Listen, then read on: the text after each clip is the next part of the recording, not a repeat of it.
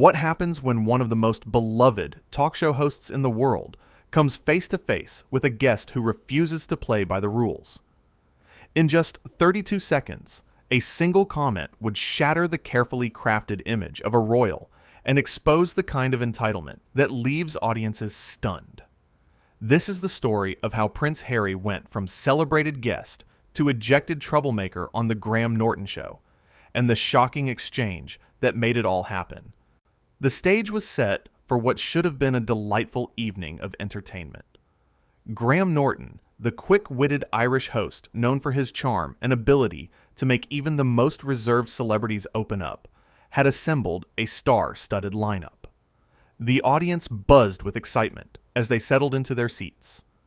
Among the guests was Prince Harry, the Duke of Sussex, who had been making the rounds promoting his latest charitable endeavors. Graham had interviewed countless royals, celebrities, and public figures over the years, always managing to strike that perfect balance between respect and playful banter. The show opened with Graham's signature warmth. He bounded onto the stage, waving to the audience, his energy infectious as always. After his monologue, he introduced his guests one by one. When Prince Harry's name was called, the audience erupted in applause. Harry walked out, waving to the crowd, and took his seat on the famous red couch. Graham greeted him with his usual friendly demeanor. "Welcome, welcome.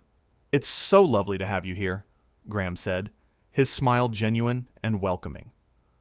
"Thanks for having me," Harry replied, settling into his seat with what appeared to be casual confidence. The conversation started pleasantly enough. Graham asked about Harry's recent projects, his charity work, and how he was adjusting to life. Harry answered the questions, but there was something in his tone, a subtle edge that those watching closely might have noticed. He seemed to deflect some of Graham's more lighthearted questions, responding with short, clipped answers that didn't quite match the jovial atmosphere of the show. Graham, ever the professional, tried to steer the conversation toward more engaging topics. He brought up a funny story he'd heard about one of Harry's recent public appearances, hoping to get a laugh from his guest. But Harry didn't laugh. Instead, he shifted in his seat and gave Graham a look that could only be described as dismissive. "I'm not sure where you heard that story, Graham, but it's not exactly accurate," Harry said, his voice cool. Graham chuckled, trying to keep things light. "Well, you know how these things get passed around. It's all in good fun." "Is it, though?" Harry shot back, his tone sharpening. "Maybe people should check their facts before spreading stories about me." The audience fell silent. Graham's smile faltered for just a moment before he recovered, his years of experience kicking in. He tried to smooth over the awkward moment with a self-deprecating joke. Fair enough. I'll be more careful with my royal gossip from now on," Graham said with a laugh, hoping to lighten the mood. But Harry wasn't done. "You know, Graham, this is exactly the problem with shows like this. You invite people on. You act like you're their friend. But really, you're just looking for a soundbite or a headline." The tension in the studio was now palpable. Graham's expression shifted from friendly host to someone who was clearly taken aback. He maintained his composure, but those who knew him well could see the flash of hurt in his eyes. "I can assure you, that's not what this show is about," Graham said, his voice still polite, but with a hint of firmness. "We're here to have a good time, to chat, to laugh. That's all." Harry leaned back on the couch, crossing his arms. "Right. Well, maybe you should tell your research team to do a better job then. Some of us actually care about accuracy." Graham took a breath, clearly trying to keep the show on track. "I appreciate your concern. Let's move on to something else, shall we? Tell me about your upcoming trip. I hear you're heading somewhere exciting." "Do we have to talk about that?" Harry interrupted, his tone bordering on rude now. "I mean, is there anything actually interesting you want to discuss? Or are we just going to stick to the standard celebrity small talk?" The audience shifted uncomfortably in their seats. This was not the lighthearted banter they had come to expect from the Graham Norton Show. Graham, to his credit, remained calm, though his jaw tightened slightly. "Harry, I'm doing my best here," Graham said, his voice measured. "If there's something specific you'd like to talk about, I'm all ears." "Now that's why you're here, isn't it? To have a conversation." "A conversation implies two people engaging equally," Harry retorted. "What I'm experiencing right now feels more like an interrogation."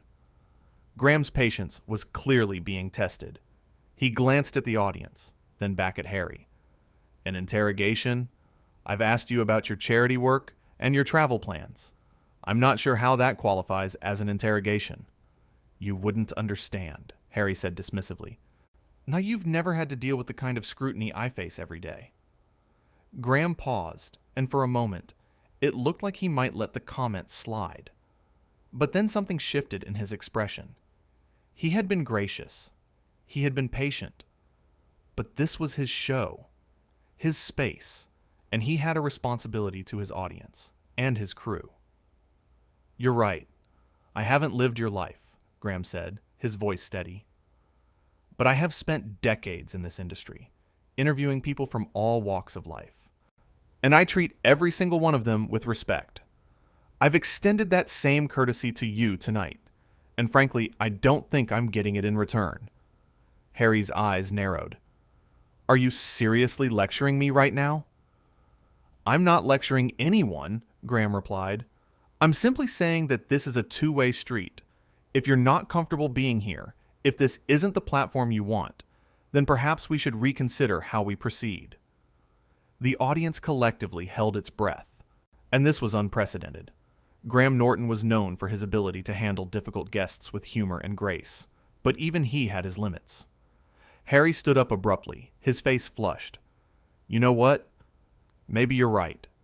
Maybe I shouldn't be here. I thought this would be different, but it's just like every other talk show. All surface, no substance." Graham rose to his feet as well, maintaining his composure. "I'm sorry you feel that way. This show has always been about celebrating people and creating a space for genuine conversation. If that's not what you're experiencing, then I apologize. But I won't apologize for the format or for trying to make this enjoyable for everyone." "Enjoyable for everyone?" Harry scoffed. "You mean enjoyable for you and your ratings." That was the moment everything changed. Graham's expression hardened. He had been patient, understanding, and professional throughout the entire exchange. But this accusation crossed a line. "All right, that's enough," Graham said firmly. "I've tried to make this work. I've been respectful, and I've given you every opportunity to engage in a meaningful way. But if you're going to sit here and insult me, insult my show, and insult the people who work incredibly hard to make this happen, then I think it's time for you to leave." The studio erupted. Some audience members gasped. Others whispered to each other in disbelief. This was not scripted. This was real. Harry stared at Graham, seemingly shocked that he was being called out so directly. "Excuse me? You're kicking me off your show?" "I'm asking you to leave, yes," Graham said, his voice calm but unyielding. "This isn't working, and I won't subject my audience or my team to any more of this hostility."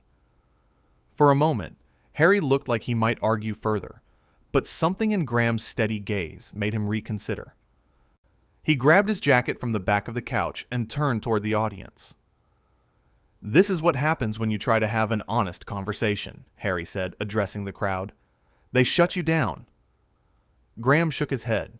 "No, this is what happens when you come onto a show and treat everyone around you with contempt.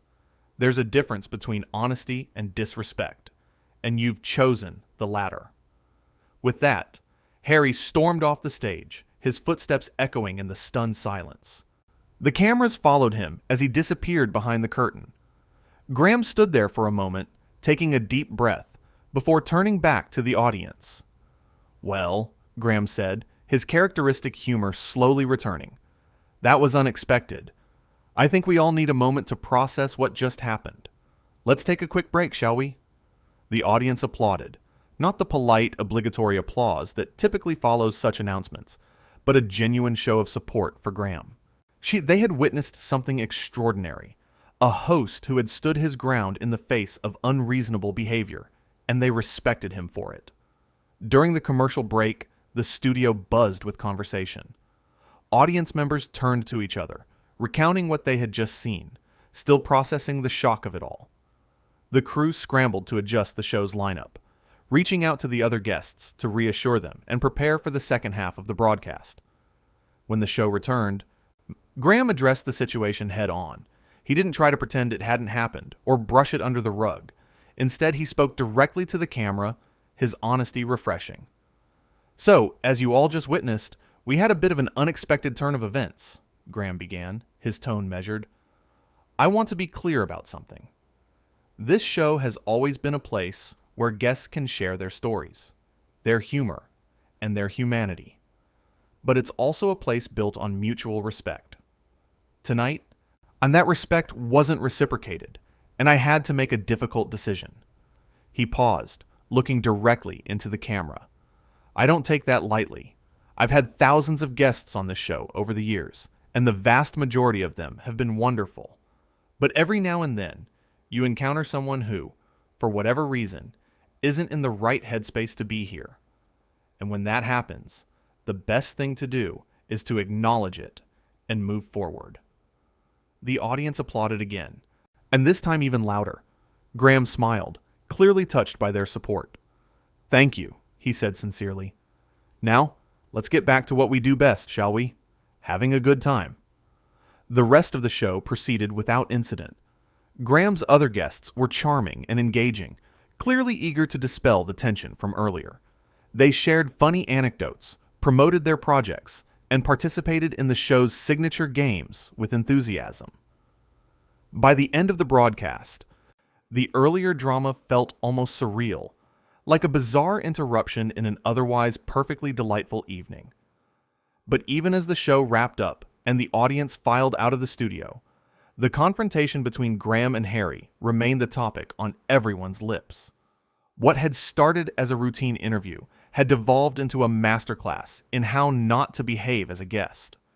Harry's entitled attitude, his dismissive comments, and his refusal to engage in good faith had painted him as the clear antagonist in the situation.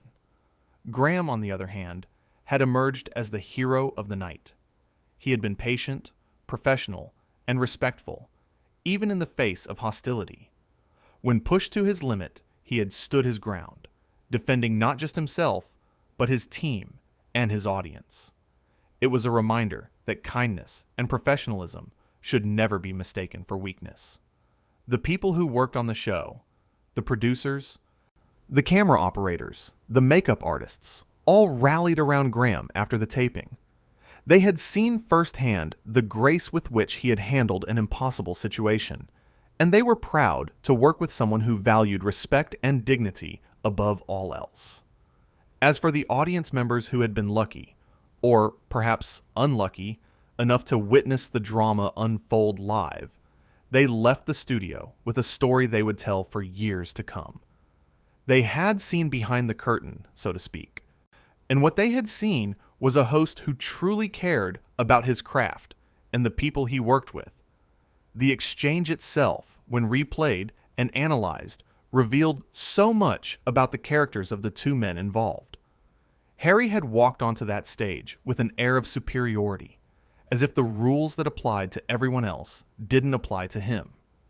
His comments about accuracy and scrutiny, while perhaps rooted in genuine frustration with his public life, it came across as petty and self-absorbed when directed at a host who was simply trying to do his job.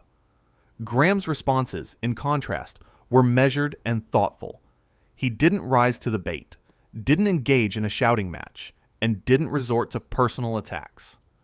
Instead, he calmly articulated his perspective, defended his show and his team, and ultimately made the difficult but necessary decision to ask Harry to leave. It was leadership in action. One of the most telling moments came when Harry accused Graham of only caring about ratings. It was a low blow, the kind of accusation designed to undermine someone's integrity. But Graham didn't flinch. He stood by his principles and made it clear that the show was about more than just numbers. It was about creating a space where people could be themselves, share their stories, and connect with an audience. That mission was more important than any individual guest, no matter how famous. The moment when Graham finally said, "All right, that's enough," was a turning point. It was the moment when patience gave way to resolve, when diplomacy gave way to decisiveness. And it was the right call. By asking Harry to leave, Graham sent a clear message that respect is non-negotiable, and that no guest, regardless of their status, is entitled to treat others poorly. Harry's parting words, his attempt to frame himself as the victim, fell flat. The audience wasn't buying it. They had seen the entire exchange, and they knew exactly who had been unreasonable. His claim that he was being shut down for trying to have an honest conversation was contradicted by his own behavior. Honest conversations require good faith engagement, something Harry had been unwilling or unable to provide. As Harry left the stage, the camera lingered on Graham for a moment. The host's face showed a mixture of relief and sadness. Relief that the confrontation was over. Sadness that it had to happen at all.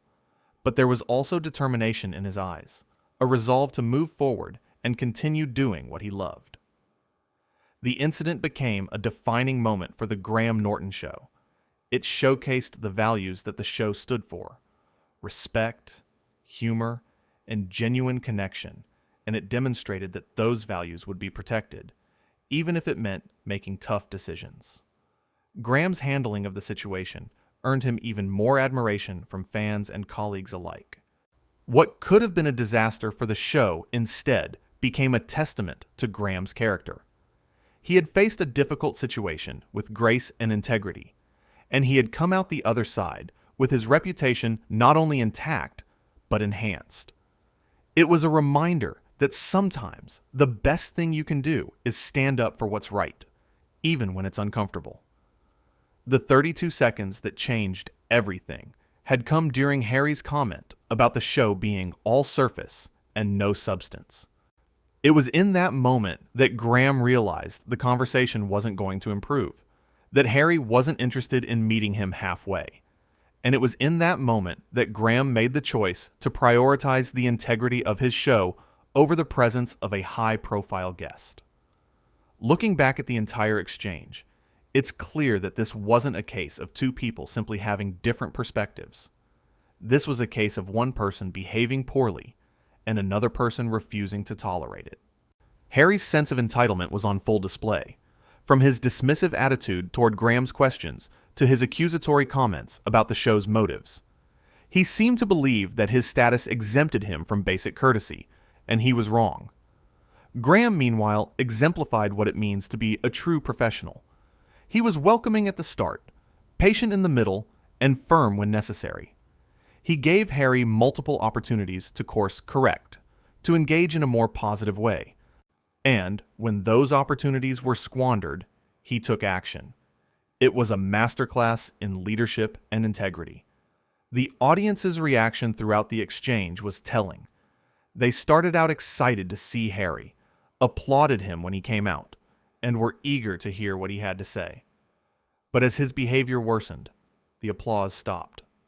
The laughter died away, and by the time he left the stage, the only person receiving support was Graham. The audience knew who deserved their respect, and it wasn't the entitled guest who had insulted their beloved host. One of the most powerful aspects of the entire situation was Graham's refusal to engage in a blame game.